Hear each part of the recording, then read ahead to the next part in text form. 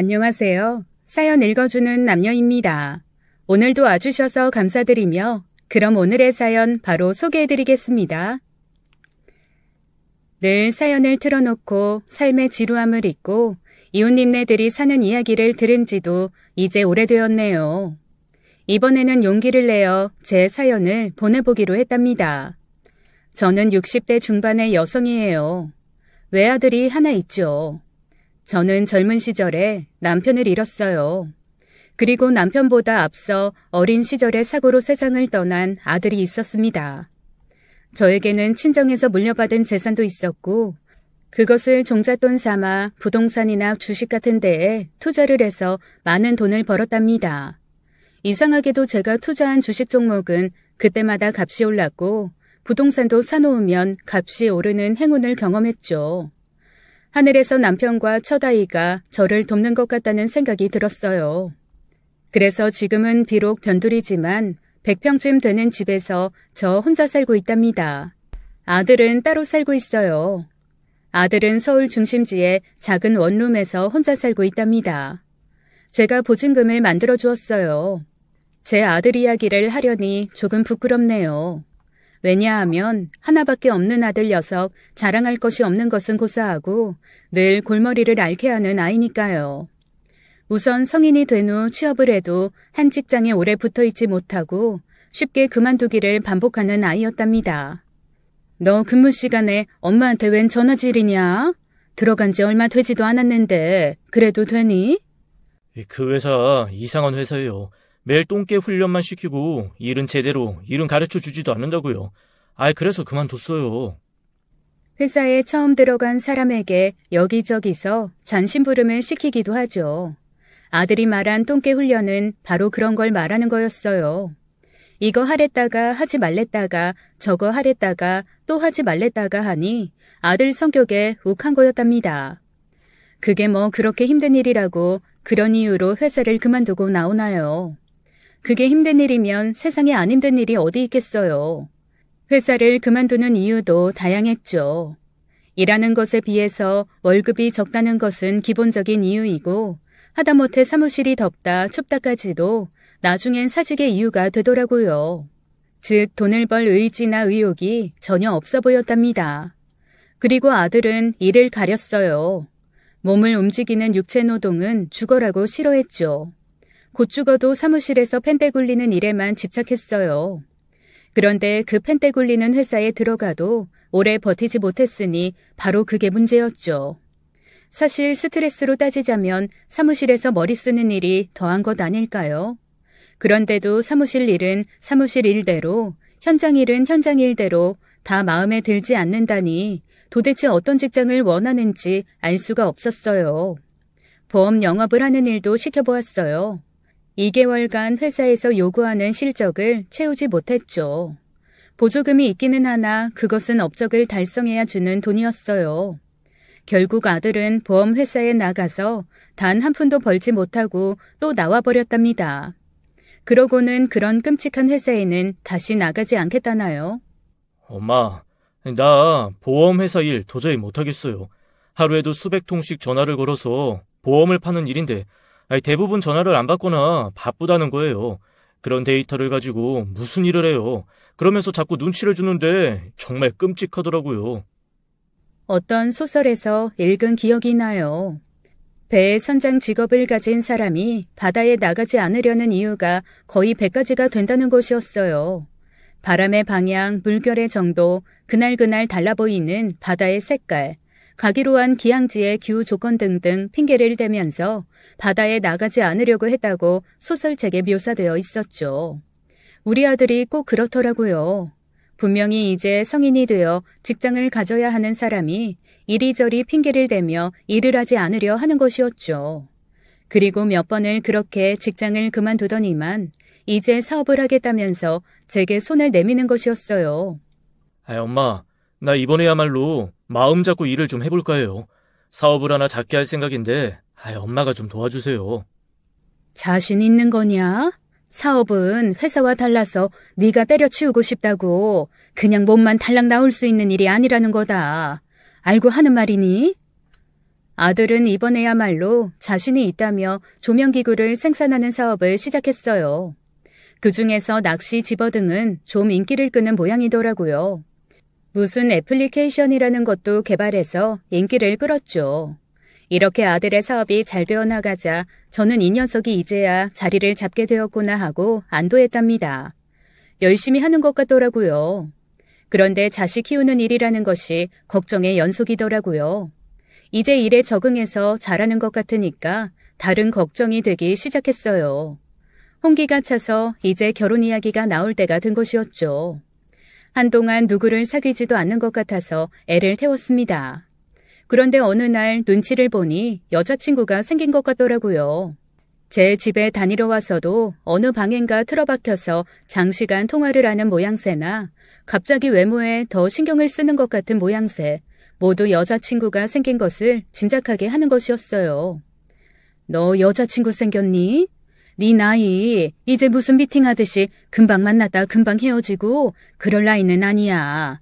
결혼 생각은 있는 거냐? 아들은 자신의 연애 상황에 대하여 자세히 말해주더군요. 저는 결혼 생각이 있는데요. 여자친구 쪽에서 아직은 결혼 생각을 안 하는 것 같아요.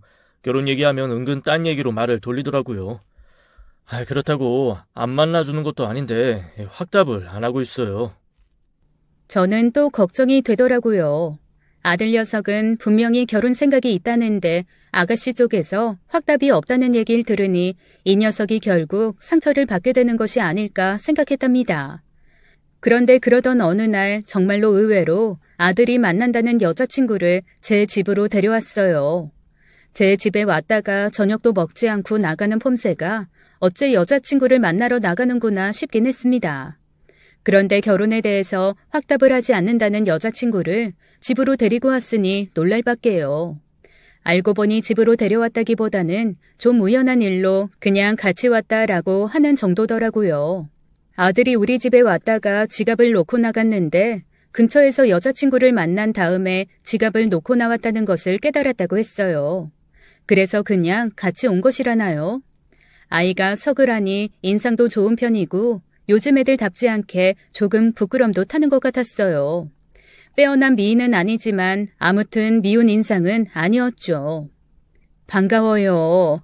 내 집에 온 손님인데 그냥 보낼 수 있나? 과일이라도 먹고 가요. 내가 얼른 내올 테니 거실에 잠깐만 앉아 있어요. 결혼에 대해서 확답을 하지 않는다는 그 아가씨는 사양하지 않고 저의 제안을 받아들이더군요. 앉혀놓고 몇 마디 말을 붙여보니 아이가 싹싹하니 부침성이 좋더라고요. 어쨌든 몇 마디 이야기가 끝나고 돌아가려는 그 아가씨에게 앞으로 자주 놀러오라고 말했습니다. 결혼 확답을 안 한다는 아이가 과연 그럴까 생각을 하면서도요. 아이고 왔어요? 반갑네요. 난 안 올 줄 알고 섭섭했는데. 아니요, 안 오긴요.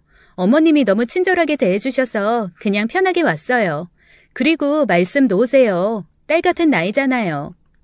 그렇게 그 아가씨는 저희 집에 자주 놀러 왔어요. 그때마다 저는 아가씨의 됨됨이를 알아보려고 이모저모 살폈죠. 그런데 볼수록 아이가 괜찮아 보이더라고요. 그래서 저 애가 며느리가 되면 좋겠다고 생각을 했어요. 아들로부터 아직 결혼에 대한 합의가 되었다는 소식이 들려오지 않았습니다. 엄마. 기쁜 소식이에요. 영은이가 드디어 결혼하재요.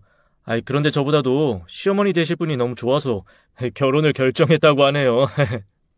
아들이 갑자기 이렇게 얘기를 꺼내더라고요. 저는 아이고 잘됐다 싶어서 아들을 재촉해서 일사천리로 결혼식을 준비하고 결혼을 시켰습니다. 일단 결혼을 결정하자 아가씨 쪽에서도 빠르게 결혼을 추진하는 것 같더라고요. 그런데 아들의 사업이 잘 되고는 있었지만 아직 초기라서 큰돈이 생기는 것 같지는 않았어요. 거기다 그동안 직장 생활을 제대로 하지 않았기 때문에 결혼자금으로 모아둔 돈도 없겠다 싶었습니다. 그래서 결혼자금은 모두 제가 댔지요. 그리고 신혼살림을 꾸려갈 집 문제가 또 남아있었어요. 그것조차도 마련해 놓지 않은 채로 하는 결혼이었죠. 자신의 결혼을 위해서 단 한 푼도 마련해 놓지 않고 모두 저에게 기대려는 아들이 괘씸하기도 했어요. 그래도 저는 작게나마 도와주기로 했답니다. 왜 괘씸해하면서도 도와주겠다고 생각하느냐고요. 제가 이렇게 결정한 데는 나름대로 이유가 있답니다. 이 아들 녀석은 제가 아주 어렵게 얻어서 애지중지 키워온 아이였어요. 제가 젊은 시절이었죠. 결혼한 지 얼마 안 되어 아이가 들었었고 아들을 낳았답니다. 아이는 초등학교 4학년이 될 때까지 잔병 한 번을 앓지 않고 건강하고 착하게 자라주었어요. 그러던 어느 날 저는 정말로 날벼락을 맞았답니다. 큰일 났어요. 남수가 차에 치여서 병원으로 실려갔어요. 우리가 횡단보도를 건너고 있는데 갑자기 큰 트럭이 빠르게 달려왔어요. 뭐라고? 남수가 차에 치여? 많이는 안 다쳤지? 아이가 사고 현장에서 바로 병원으로 실려갔다는 것이었어요. 박남수 학생 어머니 되시나 봅니다. 아드님이 하굣길에 과속 차량에 치여 병원 중환자실에 있습니다. 차는 덤프트럭이었고 아이들은 보행신호, 즉 파란불일 때 길을 건너고 있었어요. 운전자는 도주하지 않고 바로 이 아이를 병원으로 옮겼고 지금 저희 경찰에서 신병을 확보하고 있습니다. 아이가 중환자실에 있다니요. 중환자실 말로만 들었지 처음 들어가 보는 곳이었어요. 정말로 크게 다쳤거나 암 같은 질병으로 고통을 호소하는 사람들이 여기저기 보였답니다.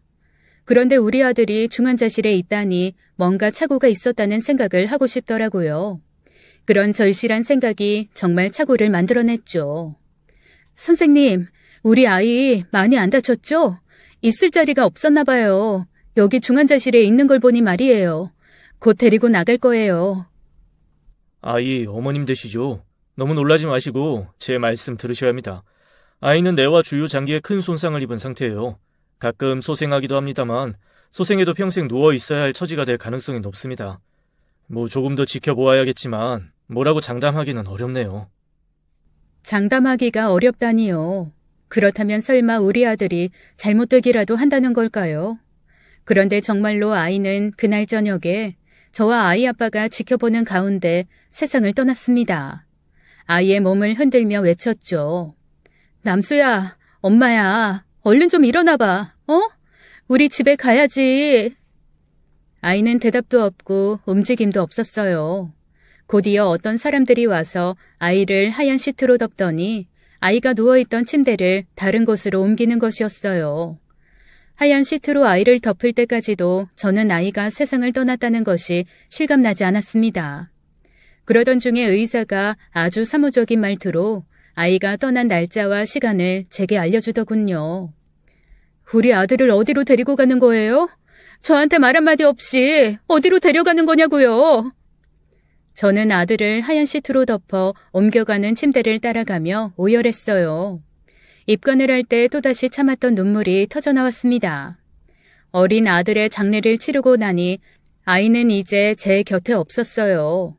그저 유골을 담은 작은 함 하나만 제게 주어졌답니다. 아들을 담은 관이 화장을 위해 엘리베이터 문같이 생긴 곳으로 들어갈 때 저는 울다가 그만 기절을 하고 말았나 봐요. 정신을 차려보니 장례식장의 유족 대기실에 제가 누워있더군요. 이런 일에 익숙한 장례식장 직원들이 응급처치를 했다지요. 세상에 자식을 먼저 세상을 떠나보내는 슬픔보다 더한 아픔이 있을까요? 저는 그 이후로 몇 년간 정신이 나가 있었다고 해도 과언이 아닐 정도로 힘든 세월을 보냈습니다. 그러면서 오랜 기간 동안 아이가 들어서지 않더군요. 처음에는 떠난 아이에 대한 그리움과 슬픔 때문에 아이가 기다려지지도 않았고요.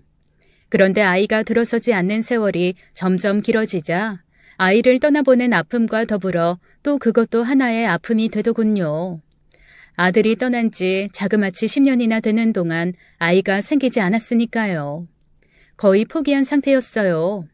내 팔자에 자식은 없나 보다 하고 포기하고 있던 중에 몸에 첫 아이가 생겼을 때와 비슷한 증상이 나타나자 저는 반신반의하면서 산부인과에 가보았습니다. 임신 2개월이 조금 지나서 이제 막 3개월로 접어드는 시점이라더군요.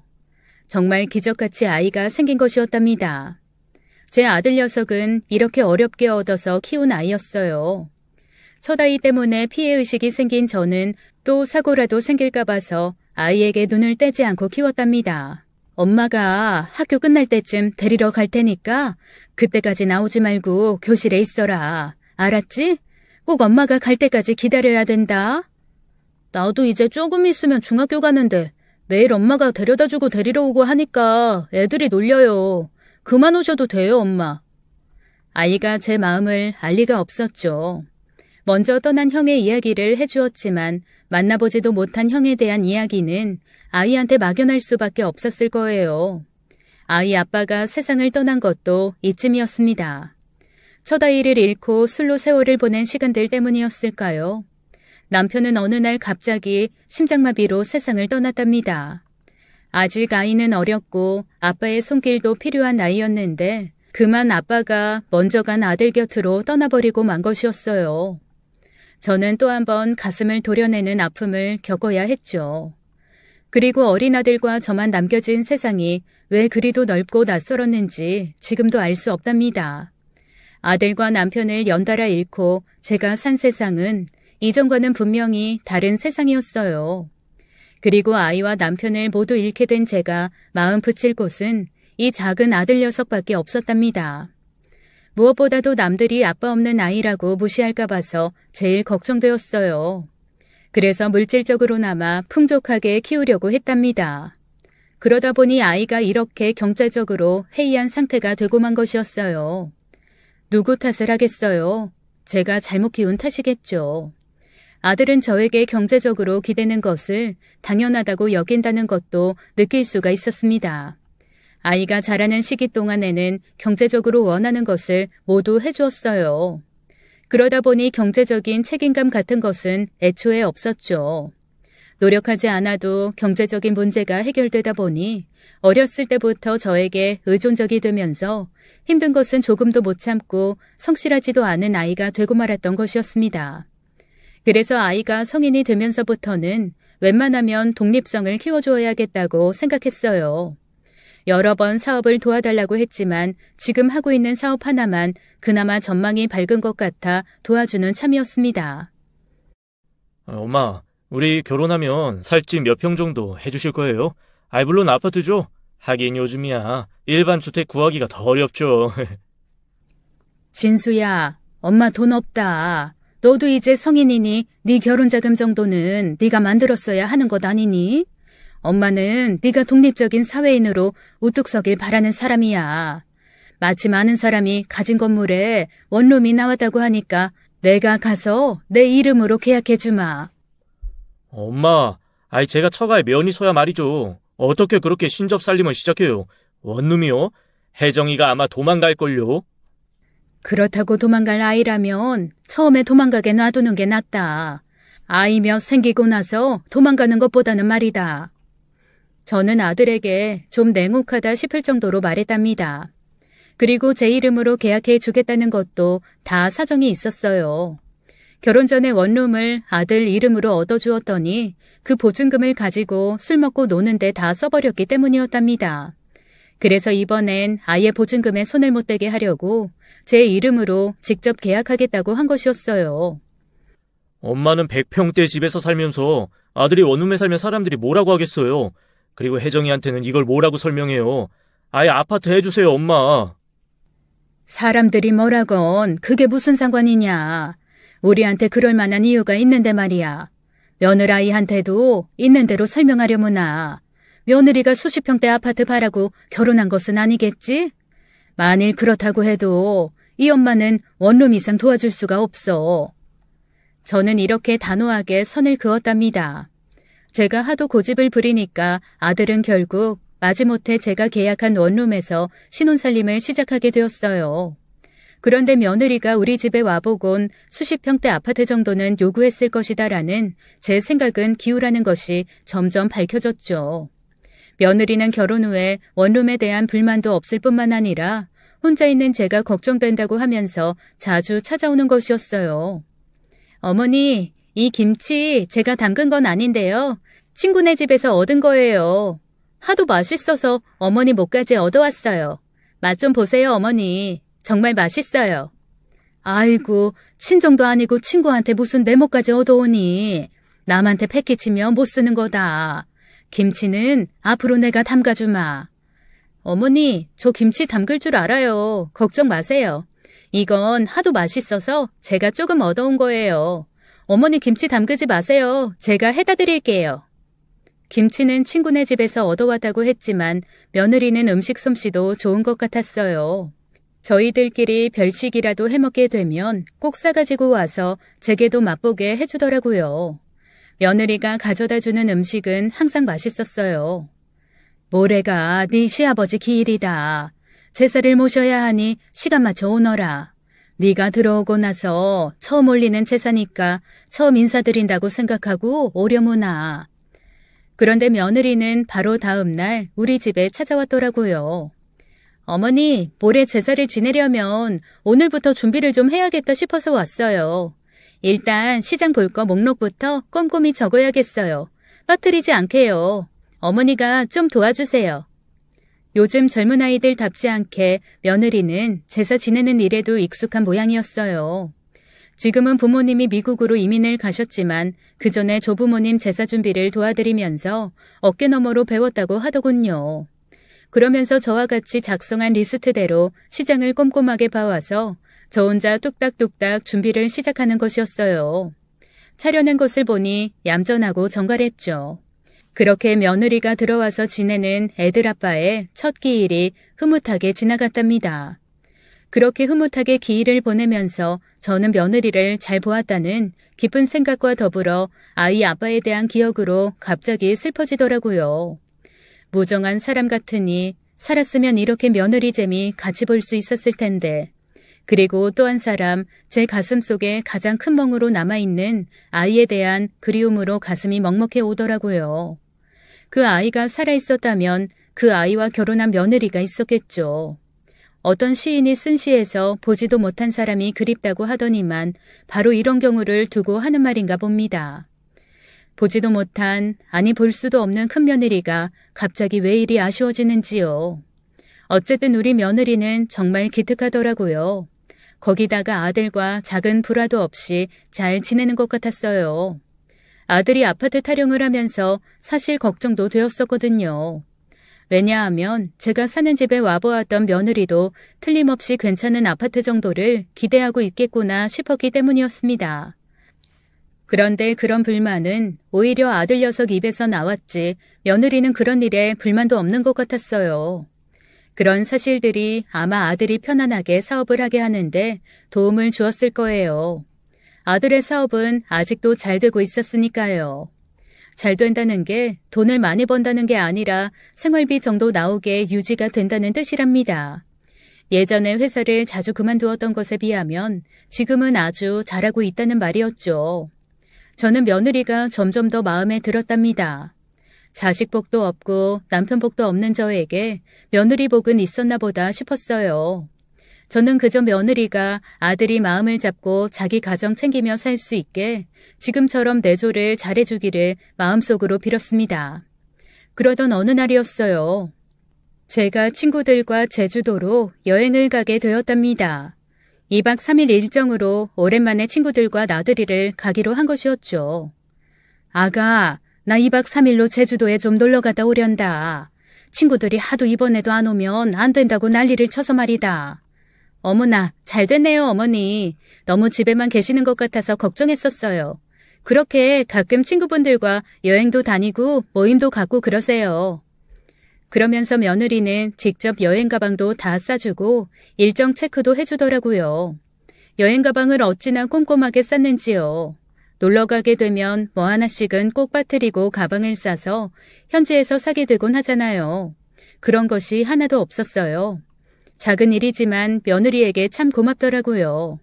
변변치 않은 아들 녀석에게 시집와 원룸에서 살면서도 이렇게 저에게 잘하니 기특하기도 하고 또 조금은 미안하기도 했답니다. 그러나 아들 녀석의 좋지 않은 버릇을 고쳐주는 것이 며느리에게도 좋은 일이다 싶어서 아이들을 계속 원룸에 살게 하고 있었던 거죠. 그런데 제가 한 가지 중간에 잘못 들은 일이 있었더라고요. 여행 일정이 1박 2일로 변경되었다는 거예요. 친구는 제게도 분명히 알렸다며 잊어버린 것 아니냐고 하더라고요. 분명히 친구가 이야기했다니 제가 잊어버렸던 모양이었어요. 그래서 저는 2박 3일이 아니라 1박 2일 일정으로 여행을 끝내고 귀가했죠. 이렇게 생각보다 짧은 여행을 끝마치고 집으로 들어가려고 대문에 들어섰을 때 저는 정말 깜짝 놀랐답니다. 분명히 비어 있어야 할 집 안에서 왁자지껄한 소리가 들려왔기 때문이었어요. 좀 겁이 나기도 했답니다. 그래도 어쨌든 안으로 들어가 보아야 했죠. 현관에 발을 들여놓으니 정말로 믿지 못할 광경이 눈앞에 펼쳐져 있더라고요. 자, 이번 잔은 다 같이 건배. 오늘 내가 내는 거니까 기분 좋게들 마셔. 알았지? 친구들은 모두 환호성을 지르며 건배를 하더군요. 그렇게 저는 며느리가 저희 집으로 친구들을 불러다 술판을 벌이는 믿지 못할 광경을 눈으로 똑똑히 보았습니다. 친구들 중에는 여자들만 있는 것이 아니라 남자들도 꽤 보였어요. 그리고 한쪽 구석에 아들 녀석도 있더라고요. 현관에 들어선 저를 본 며느리가 기겁을 하며 놀라더라고요. 어머나, 어머니, 왜 이렇게 일찍 오셨어요? 내일 오신다고 했잖아요. 이게 어떻게 된 일이냐? 내 집에서 이게 도대체 무슨 일이냔 말이야. 어머니, 정말 죄송해요. 결혼하고 나서 친구들을 한 번도 초대하지 못해서요. 집이 좁아서 그만. 그래서 미안한 김에 어머님 여행 가셨으니까 어머님 댁으로 불러서 조촐하게 파티 벌인 거예요. 정말 죄송합니다. 흥이 깨진 친구들이 조심스럽게 하나둘씩 집을 떠났고 친구들이 돌아간 후에 저는 며느리와 아들을 앉혀놓고 단단히 혼을 냈죠. 그래도 그렇지. 나한테 허락도 없이 이게 무슨 짓이니? 집으로 친구들을 초대하겠거든. 적어도 나한테 이야기는 해주었어야지. 며느리는 연신 죄송하다는 말만 되풀이했어요. 그런데 더 기가 막힌 것은 아들의 반응이었습니다. 그러게 엄마가 제대로 된 아파트 하나 해줬으면 이런 일도 없었을 거 아니에요. 이번 일이 꼭 우리만 잘못했다고 보긴 좀 그렇네요. 엄마는 이렇게 큰 집에 살면서 우리한테는 고작 원룸 하나 해주셨잖아요. 적반하장이 따로 없더라고요. 저는 앞으로 내 집에 사람을 들이지 말라고 다시 따끔하게 말했습니다. 어차피 나중에 물려받을 집인데 엄마 정말 너무하시는 거 아니에요? 친구들 앞에서 망신당했잖아요. 이렇게 해서 사업은 어떻게 하라는 거예요? 집주인이 없을 때 친구들 불러다가 거나하게 술판을 벌이지 않으면 사업을 못한다는 법이 있다더냐? 도대체 말이 되는 소리를 좀 해라, 이 녀석아. 그리고 나는 오랫동안 혼자 지내다 보니 사람 드나드는 거 좀 무섭다. 저는 아들의 말에서 아직 정신을 제대로 차리지 못했다는 것을 뼈저리게 느낄 수 있었어요. 도대체 어떻게 하면 저 녀석을 정신 차리게 하나 싶더라고요. 그만해요. 우리가 잘못했잖아요. 어머니한테 왜 말대꾸를 그래요. 어머니, 정말 죄송해요. 다시는 안 그럴게요. 며느리가 잘못된 생각을 가지고 있는 제 아들을 오히려 나무라며 제게 말대꾸하는 것을 말렸답니다. 그날 일은 어쨌든 며느리의 태도를 보아서 일단 용서하기로 했지만 제가 몰랐던 며느리의 일면을 본 것 같아 마음이 좀 걸렸었어요. 그렇게 그날 일을 빼고는 평온하게 시간이 흐르던 중이었습니다. 아니나 다를까 아들 녀석이 또 그 평온을 깨트리더라고요. 아들이 결혼한 지 3년이 되는 해였어요. 엄마, 사업이 아무래도 또 하강세를 타는 것 같아요. 지난번에도 그러더니 이번에 또 그러네요. 처음에 잘 되었던 사업이 가끔씩 왜 이러는지 조사를 좀 해야 될 텐데 그러는 동안 들어가야 될 돈은 계속 들어가잖아요. 지난번에도 엄마가 도와주셨지만 이번에도 좀 도와주세요. 사실 아들의 사업은 결혼을 하고 나서 3년 동안 부침을 거듭했답니다. 위기가 있을 때마다 모면하게 해준 것도 바로 저였어요. 그런데 이번에는 심각하다며 상당히 큰 액수의 자금을 대달라고 하더라고요. 사업으로 벌어들이는 돈보다 사업으로 나가는 돈이 더 많은 것 같았죠. 배보다 배꼽이 더 큰 이 사태에 저는 더 이상 관여하다가는 아들 녀석이 정신을 차리는데 도움이 될 것 같지가 않더군요. 이번에는 저도 선을 그었습니다. 나 더 이상 네 사업에 대해 관여하지 않기로 했다. 너도 이제 성인이고 결혼까지 했어. 곧 아버지가 될 몸이라는 거야. 그렇게 의존적이어서야 어떻게 한 가정을 이끌어가는 가장이라고 할 수 있겠니? 너를 위해서 하는 말이야. 앞으로 엄마한테 뭘 더 기대하지는 말아라. 아들의 회사는 결국 문을 닫게 되었죠. 그러자 아들의 원망이 모두 제게 쏟아지더군요. 이건 다 엄마 때문이에요. 엄마가 조금만 도와주셨어도 바로 일어날 사업이었다고요. 처음에 잘 됐었잖아요. 그런데 그것도 못 도와주셔서 결국 이렇게 만드셨느냐고요. 네가 회사 운영을 잘했으면 그 운영비까지 나와야 하는 거 아니니?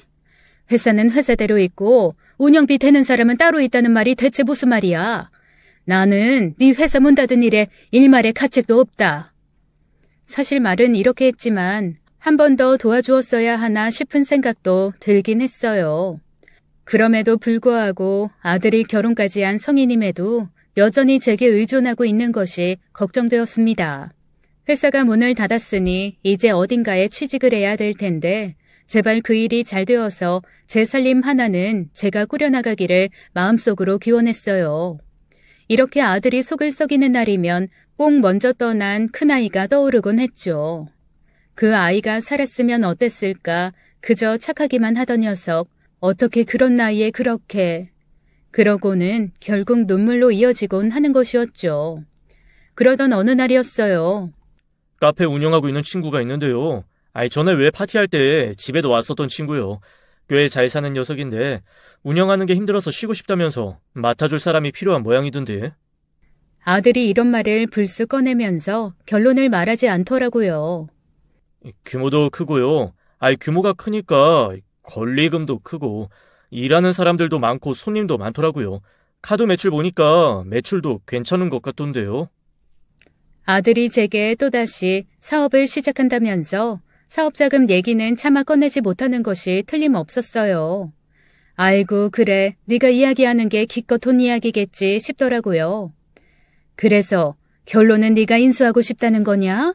그러니 이 엄마에게 또 사업자금 대달라는 것이고 상권 분석이나 메인 매출 모두 제대로 확인은 했니? 그럼요 엄마. 설마 그런 것도 안 하고 그 규모가 큰 카페를 인수하겠다고 하겠어요? 그 친구 그 자리에서 오래 장사하던 친구예요. 집안도 좋은 친구고요. 문제는 권리금이었어요. 한두 푼도 아닌 액수의 권리금. 아들의 힘으로 마련하기는 어려워 보였죠. 저는 잠시 생각을 해보았어요. 도와주어야 하나 싶은 생각도 하긴 했답니다. 그런데 결국은 지난번 회사 문까지 닫게 하면서 아들이 직접 해결하기를 바랬던 것이 의미가 없어진다는 생각이 들더라고요. 그래서 이번에도 분명히 선을 그었죠.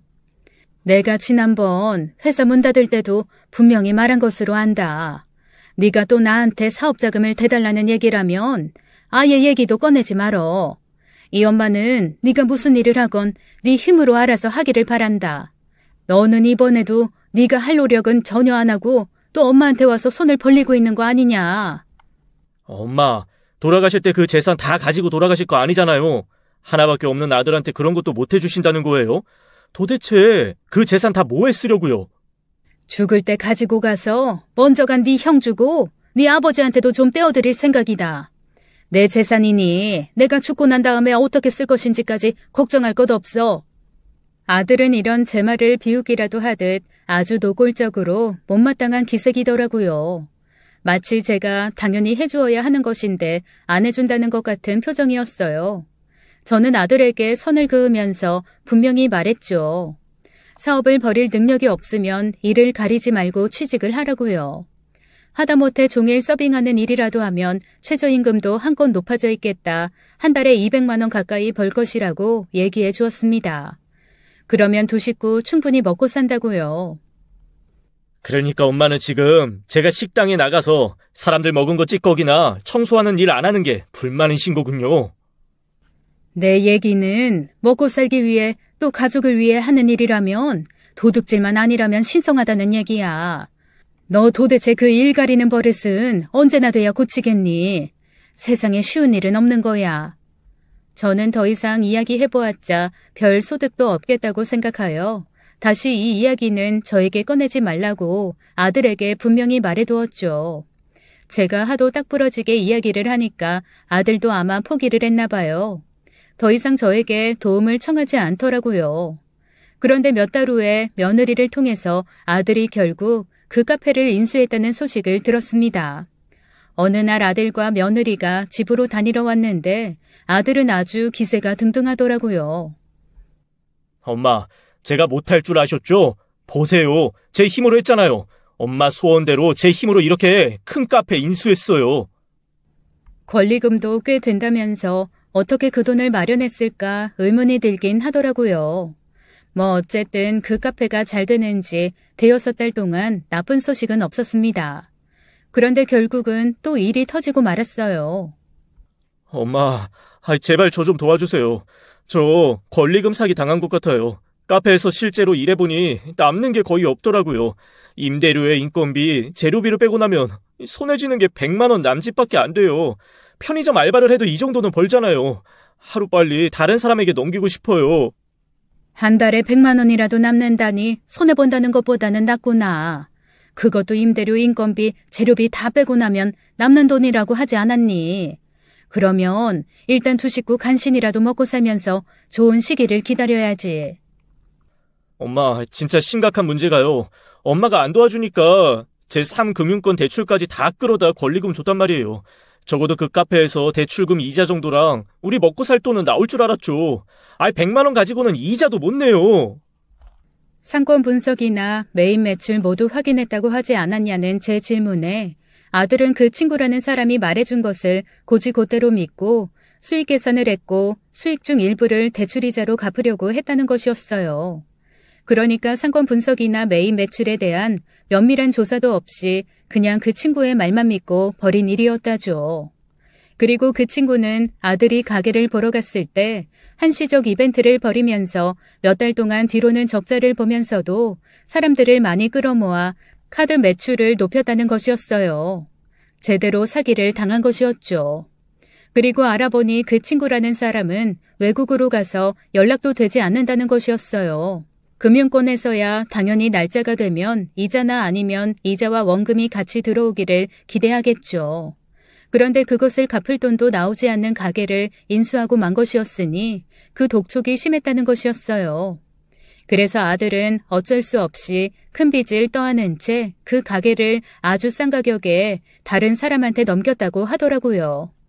그 가격은 빚을 갚으려면 턱도 없는 금액이었다고 하면서요.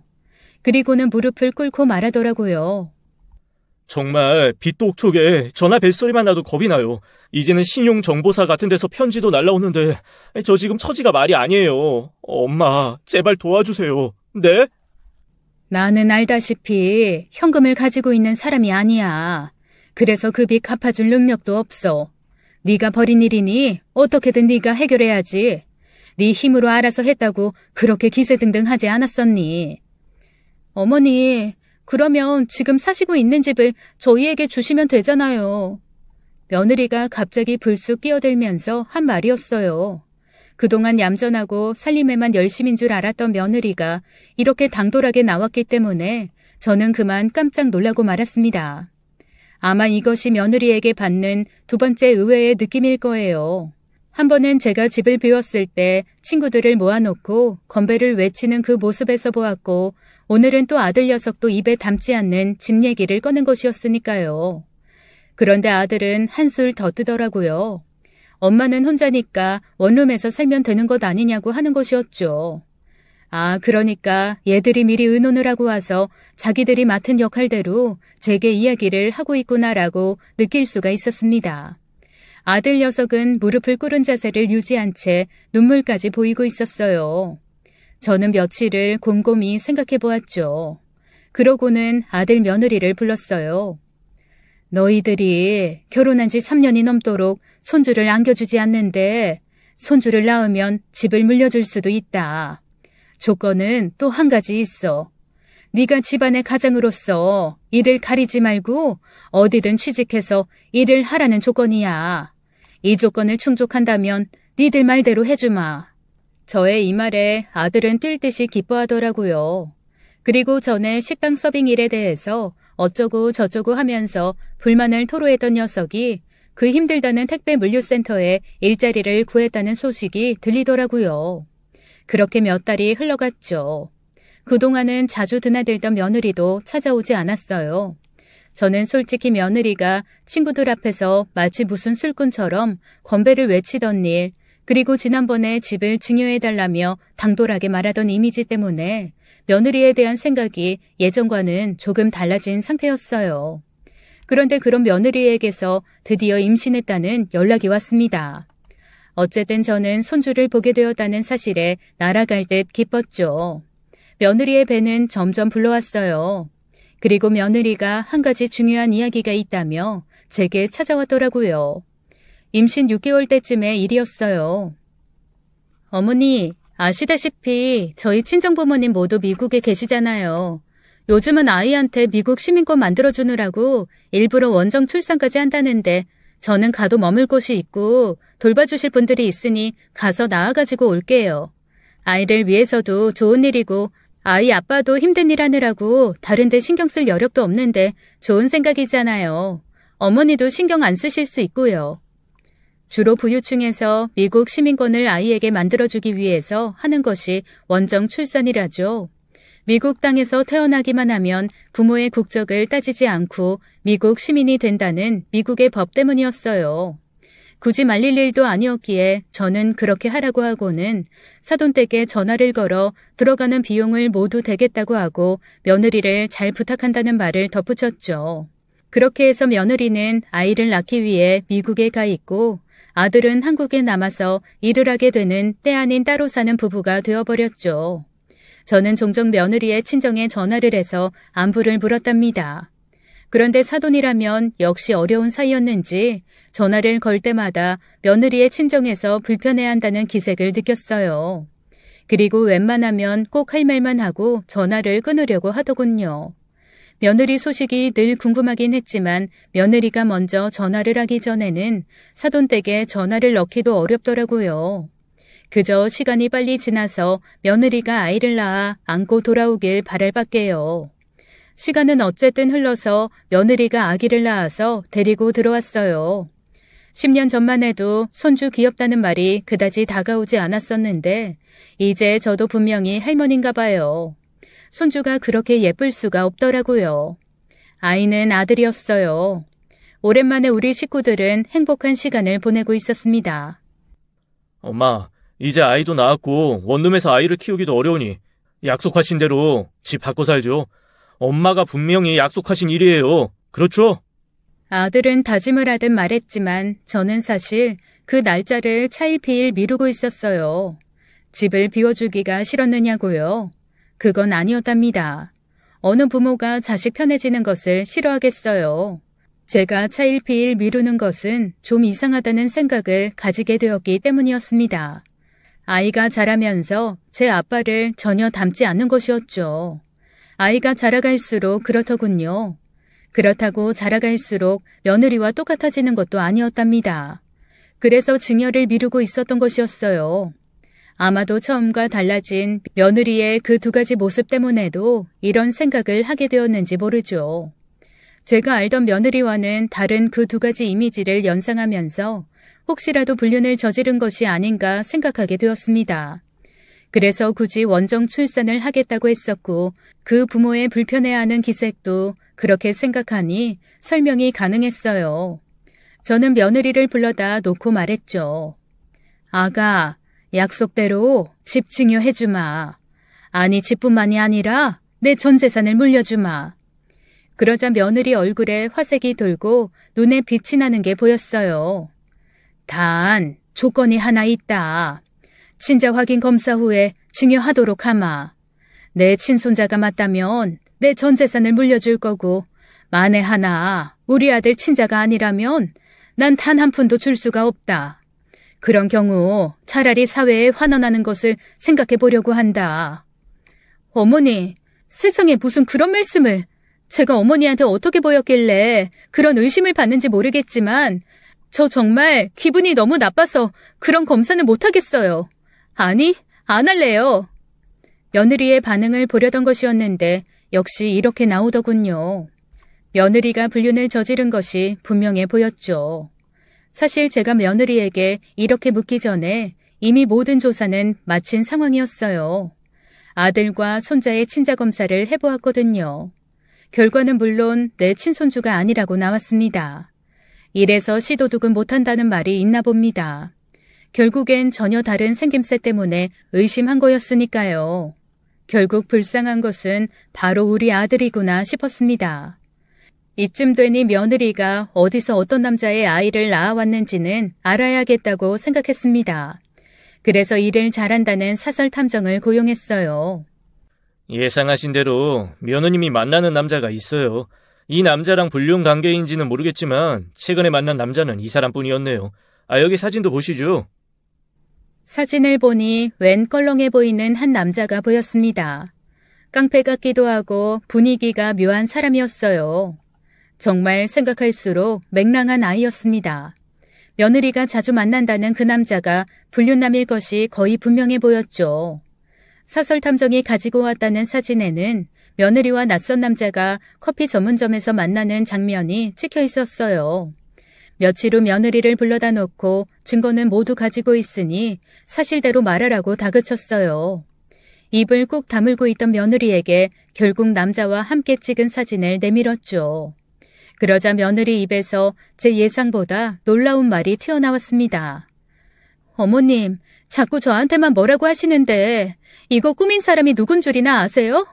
바로 어머니 아들이에요. 네가 이제 궁지에 몰리니까 우리 아들을 끌고 들어가려는 게냐? 전 정말로 어머님 아들이 시키는 대로 했을 뿐이라고요. 처음부터 끝까지 전부 다요. 이거 전부 어머니 아드님이 계획한 일이라고요. 그렇다면 네 말은 이 일을 다 우리 아들이 알고 있다는 말이냐?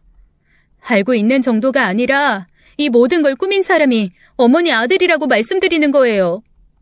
아들이 며느리가 불륜을 저지르게 계획했다는 게 도저히 납득이 가질 않았습니다. 아무리 재산이 탐나도 그렇지. 널 다른 남자랑 붙여서 아이를 갖게 했다는 게 말이나 되니? 그러자 며느리가 펄쩍 뛰더군요. 그게 무슨... 설마 제가 이 사진 속 남자랑 그렇고 그런 사이라고 생각하시는 거예요? 며느리는 황당하다는 듯 반응을 보였습니다. 그리고는 이 남자의 진짜 정체를 밝히더군요. 제가 한국에 돌아와서 만난 남자는 바로 아이 입양 도와준 중국인 브로커예요. 한국에서 그 사람으로부터 아이를 받아서 집으로 온 것이었고요. 사진에 찍힌 바로 그 사람이에요.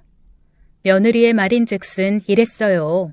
집을 증여받기 위해서는 아이를 가져야 하는데 아무리 노력해도 아이가 생기지 않더라는 것이었죠. 그러자 빚에 몰려 집을 증여받지 않으면 안 되는 아들이 아이를 입양하자고 했다는 것이었어요. 그렇게 의논을 맞춰놓고 며느리가 6개월이 될 때까지 배가 부르도록 보이는 등 임신한 것처럼 꾸미고 마침 미국에 이민가 계시는 친정 부모에게 가서 아이를 낳아 오겠다고 했다는 것이었어요. 그러니까 니들 둘이 나를 속이고 재산을 차지하려고 했던 것이다. 그 말이로구나. 설마 네가 이 일에 억지로 끌려 들어갔다고는 안 하겠지. 집을 증여하라는 말도 사실 네 입에서 먼저 나왔고 말이다. 그것도 다 어머님 아들이 시켜서 한 짓이에요. 시키는 일이라고 아무 일이나 다 한단 말이냐? 그것도 이렇게 엄청난 일을? 설마 네 잘못은 없다고 말하려는 것은 아니겠지? 며느리가 조목조목 설명하지는 않았지만 거의 외침에 가까운 변명에서 모든 일이 어떻게 돌아갔는지 사정을 알만 하더군요. 저는 며칠 동안 앞으로 어떻게 할 것인지 마음을 다져먹고 할 말을 정리한 다음 아들과 며느리 둘 다 불러앉혀놓고 선언했어요. 니들은 오로지 재산을 물려받겠다는 생각에 아주 계획적으로 나를 속였더구나. 네가 매일 하는 말이 있었지. 하나밖에 없는 아들한테 이럴 수 있느냐고 말이다. 이건 하나밖에 없는 엄마한테 할 짓이고? 저는 엄숙하고 단호하게 말을 이어갔죠. 설마 지금까지 일어난 일에 대해 부인하지는 않겠지. 너희들에게는 지금도 앞으로도 단돈 1원도 주지 않을 게야. 이 마음이 바뀌는 일은 결코 없을 것이다. 그리고 그 원룸이 있는 건물에서도 나가. 엄마 정말 너무하시네요. 사실 엄마가 저를 도와주셨다면 일어나지도 않을 일이었어요. 그리고 이 와중에 그 원룸에서 나가면 갈 곳도 없는 저희들한테 거기서 나가라고요? 그리고 아직 계약 기간이 남았잖아요. 계약 기간이 끝나지도 않은 원룸에서까지 나가라는 말씀이세요? 네가 아직도 내가 도와주지 않아서 어쩌고 하는 타령을 하는 걸 보니까 이 엄청난 일에 대해서 절대로 뉘우치지 않는 모양이로구나. 계약 기간? 애초에 계약 같은 것은 없었어. 그러고는 아이들 앞에 서류 한 통을 던져놓았어요. 제가 아이들 앞에 내민 것은 등기부 등본이었습니다. 바로 아들이 살고 있는 그 건물의 등기부 등본이었죠. 건물이 통째로 제 소유라는 것을 나타내주는 서류였어요. 그래요. 아들이 살게 된 건물은 사실 제 소유의 건물이었어요. 6층짜리 원룸 건물인데 20세대의 원룸이 있었죠. 시세는 적게 보아도 30억쯤 될 것이라고 몇 년 전에 감정을 받았었답니다. 그 중에 하나를 너에게 마련해 준 것이야. 네가 전혀 모르는 재산이었지. 이 집 한 채로도 일하기 싫어하고 나태한 너에게 이 건물이 있다고 얘기하면 어땠겠니? 그야말로 방탕하게 지내지 않았겠니? 그래서 내가 일부러 얘기 안 한 거야. 그리고 다시금 그 원룸 건물에서 나가라고 말했어요. 아들과 며느리는 제 앞에서 싹싹 빌다가 저한테 쫓겨나 도망치듯 나가버렸습니다. 아직도 정신 못 차린 아들에게 저는 말 나온 김에 덧붙여 두었죠. 모두 사회에 환원할 생각이니 사람 되기 전까지는 연락도 하지 말아라. 재산이나 얻어내자고 그런 끔찍한 속임수를 써서 엄마를 속인 그런 아들 나는 둔 적 없다. 얼마 후 저는 아들과 며느리를 원룸에서 쫓아냈어요. 그리고 아기를 파양했다는 이야기도 들려왔답니다. 그 가엾은 버려진 아기를 재산을 차지하려는 욕심을 채우는데 이용한 것이었어요. 그리고 아기는 두 번째로 버려진 셈이었죠. 그 아기의 팔자도 나처럼 기구하구나 싶어서 눈물이 나더군요. 그 후 며느리는 미국에 있는 친정으로 갔다고 하는 소식을 들었죠. 모든 것을 알고 있었던 사돈댁에서 전화를 해서는 그저 죄송하다고 말하는 것이었어요. 며느리의 말로는 이런 일을 꾸민 것은 모두 제 아들이었다고 했죠. 그러나 이것이 혼자 꾸민다고 되는 일이겠어요? 제가 며느리에게 이미 말했지만 시키는 일이라고 아무 일이나 하면 되는 건가요? 저는 그런 며느리를 더 이상 제 며느리라고 생각하고 싶지도 않았어요.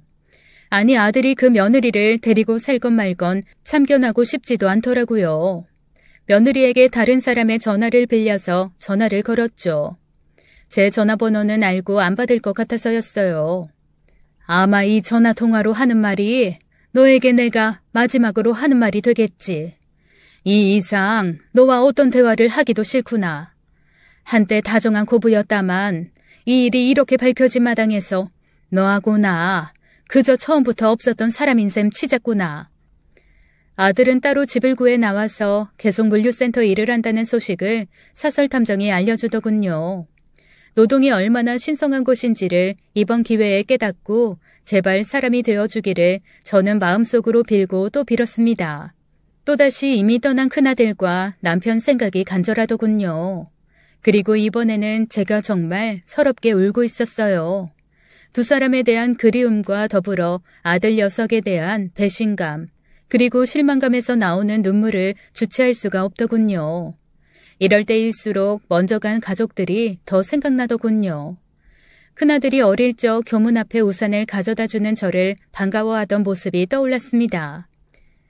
그날도 차라리 비가 왔었더라면 내가 너를 데리러 갔을 것이고 그런 일도 없었을 텐데 네가 살았으면 네 동생이 좀 바르게 컸을까? 오늘따라 남수하고 네 아버지가 정말 많이 그립구나. 하룻밤을 이렇게 울면서 하늘에 있는 두 사람에게 말을 걸다가 그냥 잠이 들었었던가 봐요. 잠이 깼을 때는 이미 늦은 아침이었어요. 창문에 쳐놓은 커튼 틈으로 밝게 들어오는 햇살이 마치 영화에서 보는 먼 나라의 고속도로를 멀리서 카메라가 비춘 것 같더라고요. 그래요. 아무리 절망적인 상황에서도 저렇게 한 줄기 빛이 되어줄 것이 있겠죠. 그리고 그 먼 나라의 고속도로처럼 어디로든 통하는 길이 있겠죠. 비록 제 곁을 떠났지만 따스하고 정 많았던 아이들 아빠와 그저 착하기만 했던 우리의 첫 아이에 대한 기억이 바로 그런 빛과 길의 역할을 해줄 것이었답니다. 사연 들어주셔서 감사합니다.